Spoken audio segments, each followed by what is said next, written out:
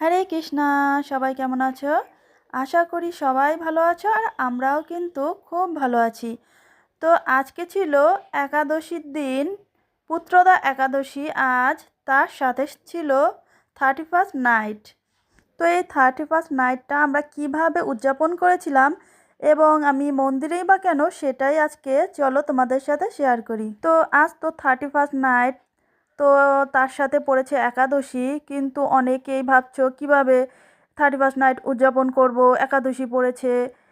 কিন্তু আমরা দেখো, ইসকনে জাগ্রত ছাত্র সমাজের পক্ষ থেকে আমরা কত সুন্দরভাবে 31st নাইটটা উদযাপন করেছিলাম। এখানে জাগ্রত ছাত্র সমাজের সমস্ত বাচ্চারাই উপস্থিত ছিল এবং ওরা সবাই আনন্দ করে এই আয়োজনটি করেছিল।